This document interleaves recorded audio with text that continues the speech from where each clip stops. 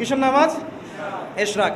নবীজি বলেছেন কেউ যদি ফজরের নামাজ জামাতে পড়ে তারপরে সালাম ফিরানোর পর ওই জায়গাতেই বসে থাকে এবং জিকির আজগার করতে থাকে, সুবহানাল্লাহ 100 বার পড়লো, আস্তাগফিরুল্লাহ 100 বার পড়লো, ঠিক আছে, লা ইলাহা ইল্লাল্লাহ ওয়াহদাহু লা শারীকা লাহ লাহুল মুলক ওয়া লাহুল হামদ ওয়া হুয়া আলা কুল্লি শাইইন কাদির, এগুলো পড়লো, তারপরে ধরেন দরুদ শরীফ পড়লো ইত্যাদি, জিকির আজগার শেষ করে সূর্য উঠে যাওয়ার পরে সে যদি 2 রাকাত নামাজ পড়ে, মাত্র 2 রাকাত, সে ফিরে যাবে একটা কবুল হজ, একটা কবুল ওমরার নেকি নিয়ে ফিরবে ইনশাআল্লাহ।